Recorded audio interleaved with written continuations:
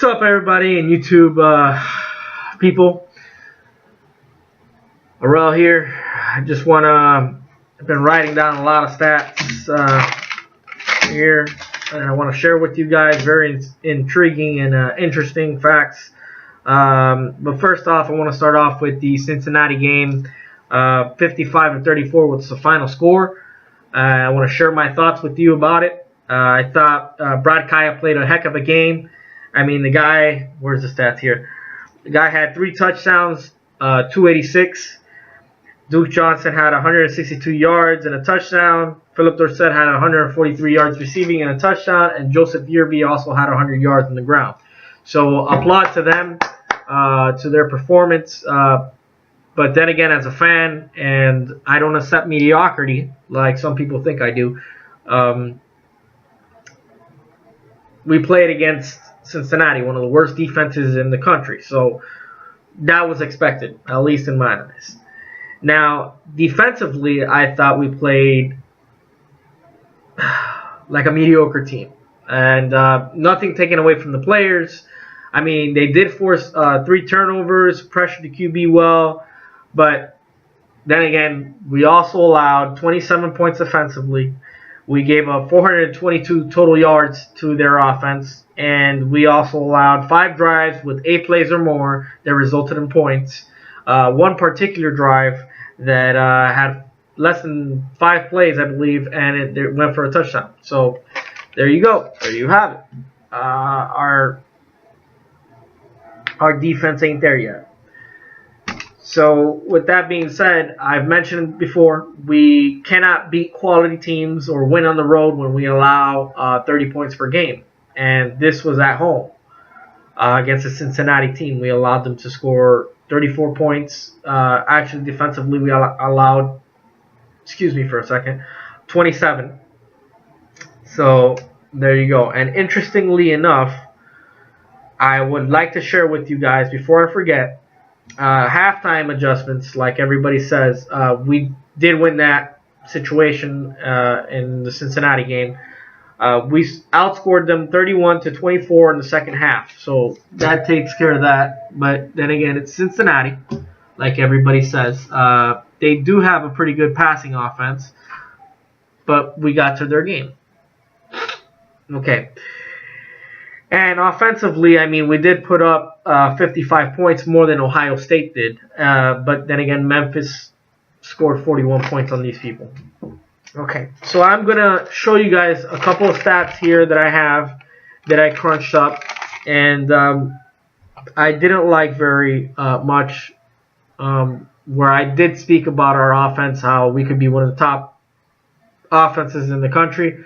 I would like to say that I am right about that somewhat, but it kind of has to improve, and this has a lot to do with our defense.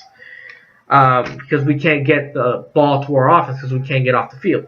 So with that being said, I would like to let you guys know on how successful other teams are converting third downs on us. Okay, Louisville, okay, was 7-15. Nebraska was 7-10. Duke was 2-16. Georgia Tech was 9-14. Cincinnati was 8-20. Arkansas State was 9-21. I did leave out Florida A&M because they're subdivision. Okay, so I calculated these numbers and they all came out to be 42 out of 96. So if you put that together, okay, that's 43% conversion. And on fourth down, when you put all the stats together against all these teams, there's 54%. So whenever we're on the field for third down, the opposing team converts 43% of the time. Fourth down, 54%. So, I mean, it's not very, very good. When you talk about very quality teams, like good teams like Louisville, almost 50%, high 40 percentage. Nebraska, 70% on third down. And Georgia Tech, 9 out of 14, whatever that is, I'm sure it's above 50%. So, it probably is up in the 60s. So, with that being said, you know, if we can't get our offense the ball, that's a major issue. But we're not possessing the ball on offense enough either. Okay, so I think James Coley, I think that you have to do some homework. I think you did a pretty good job against Cincinnati, but when you're up against Virginia Tech like we are coming up our next game, they have a great defense. And my suggestion to them and what I would like to see is a heavy dose of running the ball. Because in order for us to win, the keys to the game, we have to win the possession battle.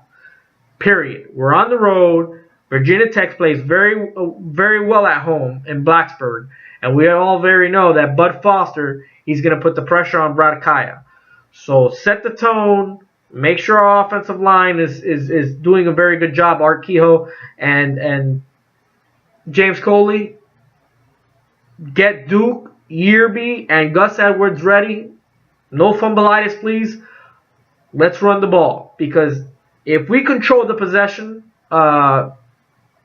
we will win this game. I know we can, as long as our defense plays okay. But if we keep on doing these things of allowing 30 points per game, we're not going to be very good against Virginia Tech. And I'll let you know why. We average about 20-something points per game. Okay? That's right around what Virginia Tech allows, about 20 points per game or 19 points per game, something like that. So it's simple math, guys. If they allow about 17 points, I think the highest scoring game that they allowed this year has been 24, and that was to Georgia Tech, and that was to their run game. So if Georgia Tech was pretty successful at running at them, I think that's what we need to attack. We need to run the ball, control the game, and we can't get away from that, because if we do, then it's going to be a very ugly day for us. And very interestingly enough, I got another stat, and the last one that I want to share with you guys is the possession. This is why I say this is very important to us. I've calculated 5 games, and I've calculated Cincinnati, Georgia Tech, Duke, Nebraska, and Louisville. Cincinnati game that we won, we lost the possession. But the reason we won that game like the way we did, and the reason why we got a W, was because of the turnovers. Because we possessed the ball 28 minutes, they possessed it 30 minutes. Against Georgia Tech was a loss. We only possessed the ball 19 minutes. And to their 40 minutes. So clearly there's a problem there. Against Duke, we won, and we possessed the ball 31 minutes and 50 seconds, 27 minutes for Duke. Against Nebraska, we had the ball for 26 minutes. Nebraska had it for 33. Against Louisville, we had the ball 26 minutes, and Louisville had it for 33. So there you have it, folks. It speaks for itself. It's common sense. We need to control the tempo of the game, and we need to have the ball. Our defense cannot allow 30 points and get away with a win, because we're going to be playing catch-up, and we all know we have a freshman quarterback. He's a great quarterback, played exceptional so far, but we can't keep setting ourselves up and putting ourselves in that position, because it's not a favorable position to be in. And on the banner flying over it, I do not agree with that whatsoever, because it impacts our recruiting. I mean, we already lost, before the banner even flew, a 4-star recruit to Wake Forest. And thank God it was a blackout. I mean, do I agree with you guys that changes need to be made? Yes. But do we need to do that stunt of flying a banner over our stadium? No. That's negativity. That impacts recruiting, and it hurts us more than it helps us.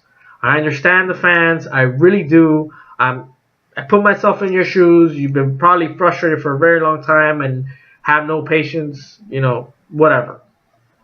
But think about it before you're putting $1,000 out there, or however amount of money you did spend on a plane flying that banner.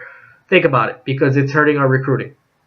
It really does. It puts a negative image, and that's not going to help. At the end of the day, at the end of the season, if this keeps going on, changes will be made. Period. If this is your way of venting, I understand, but it's an improper way. Anyways, thank you for watching. Comment sections down below. I'll be happy to debate with you. Good win against Cincinnati, even though they're not a very good team. And let's hope we could beat Virginia Tech. Go Canes.